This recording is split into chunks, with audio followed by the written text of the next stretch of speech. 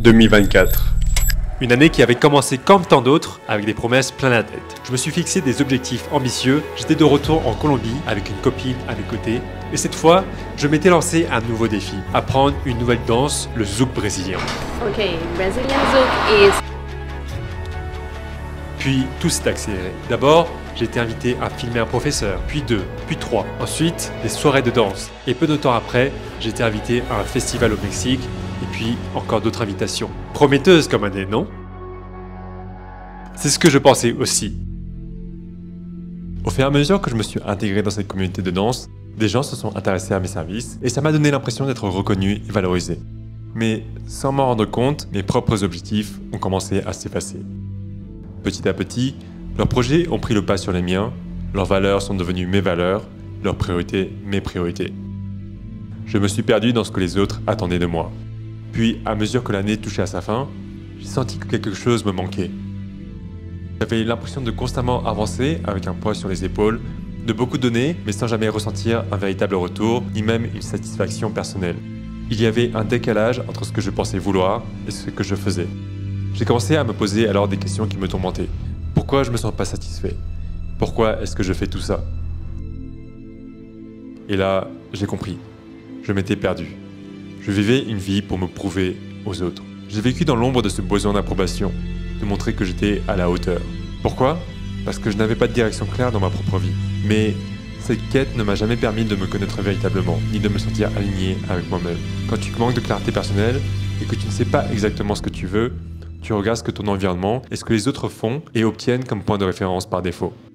Tu te demandes alors, est-ce que je devrais vouloir ça moi aussi? Tu te laisses facilement attraper par ce qui semble important ou valorisé chez les autres. Tu deviens influençable à la comparaison, aux attentes extérieures et à tout ce qui te donne un peu de popularité autour de toi.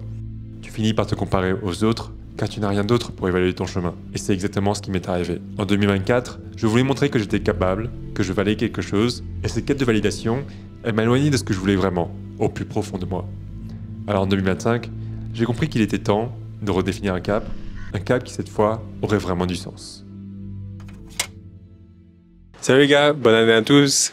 Bon, je sais qu'on est en février, mais bon, en France, on se l'autorise jusqu'à fin février, je crois. Non?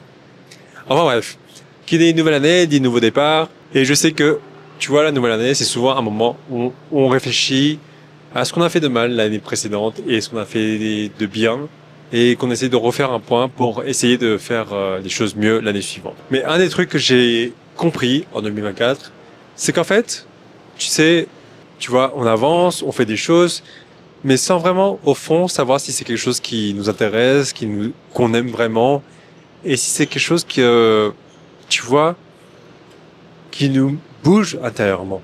Bref, ça, en 2024, c'est vraiment une question qui m'a hanté et qui m'a vraiment mis dans le pétrin parce que je suivais des projets, je suivais des engagements que je voulais en 2024 en pensant que ça allait me mener quelque part.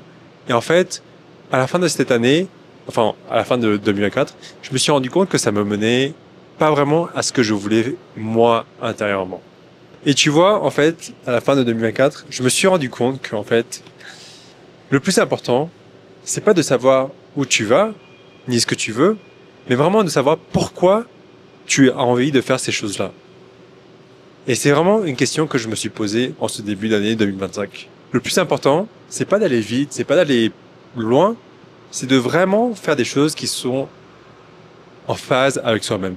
Et tu vois, cette année, en fait, j'ai envie d'être vraiment intentionnel dans les choix que je fais. Et c'est pour ça que, voilà, là, du coup, en ce moment, je suis à l'aéroport et, comme tu peux le voir, je me dirige vers une nouvelle destination qui est l'Asie. Ça fait longtemps que j'ai envie de retourner là-bas pour être plus près de mes origines et pour m'ancrer dans mes racines et puis surtout pour partager ce que je découvre de l'Asie et pour rompre tous ces stéréotypes que les gens ont sur l'Asie, en fait, et surtout sur mon pays, sur la Chine. La deuxième chose que j'ai envie de faire, bien sûr, c'est reprendre le Muay Thai parce que quand j'étais en Thaïlande et que je faisais du Muay Thai, j'avais vraiment l'impression d'être fort, à la fois physiquement et mentalement, d'être discipliné et d'être persévérant. Et puis surtout, désolé, j'ai un peu baissé ma caméra, mais cette année, j'ai envie de passer plus de temps avec ma famille. Et comme ma famille va en Chine actuellement, Du coup, je me suis dit que là, c'était le moment d'y aller. Et une autre chose aussi que je veux faire en retournant en Asie, c'est développer des projets entrepreneuriaux. C'est vraiment un aspect que j'ai laissé de côté pendant ces années de voyage parce que, bon, j'ai commencé comme backpacker quand j'ai voyagé, et ensuite je suis devenu digital nomade. Mais là, maintenant, tu sais, j'ai toujours eu cette fibre entrepreneuriale en moi et c'est vraiment quelque chose que j'ai envie de développer. Et c'est pour ça que je vais en Asie également. Bien sûr, tu sais, quand on est en train de tout lâcher, quand on commence à zéro, là, je suis en train de quitter Medellín. Je vais m'éloigner de ma copine. Je vais partir pour un long voyage. Pour aller en Asie, il faut environ 35 heures. C'est pas quelque chose qui est simple à décider. Et quand tu laisses les choses de côté, il y a toujours cette peur, tu sais, d'avoir fait des choses et que ces choses-là n'ont servi à rien. Que, en fait, tu as gâché un peu de ton temps. Et c'est un peu l'impression que j'ai eue quand j'ai décidé ça, de bouger pour aller voir l'Asie. Je me suis dit qu'en 2024, en fait, j'ai un peu gâché mon année. Mais en fait, c'est vraiment en 2025 où j'ai commencé à me dire, ok, c'est pas vraiment du temps que tu as perdu, mais c'est du temps que tu as mis pour comprendre ce que tu avais besoin de faire. Et surtout, c'est des expériences que tu as vécues qui vont surtout te servir pour le futur. Du coup, j'avoue qu'en ce début d'année, en 2025, j'ai eu pas mal de questions existentielles qui se sont posées à moi. J'ai eu pas mal d'introspection. J'ai eu beaucoup d'un moment où je me suis dit, qu'est-ce que je fais avec ma vie? Et en fait, je me suis dit, en fait, pourquoi je fais cette vidéo? C'est parce que je me suis dit que, en fait, ce serait dommage de gâcher tous ces questionnements que j'ai eus et surtout de pas partager les conclusions que j'ai eues au final de toutes ces réflexions.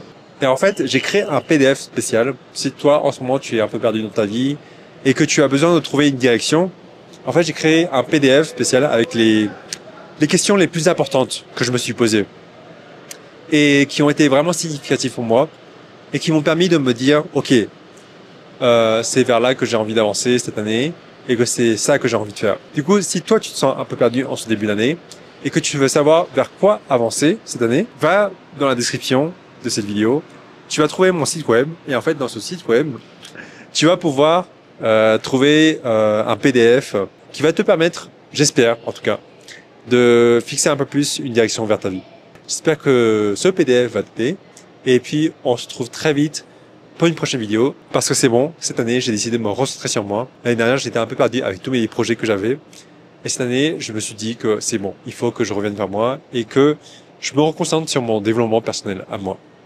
Bref, on se revoit très vite parce que je vais lâcher de nouvelles vidéos et j'ai beaucoup de nouveaux projets pour cette année. J'espère que vous allez bien dans votre vie actuellement et on se revoit très vite. Ciao les gars, c'était Mathieu. Ciao.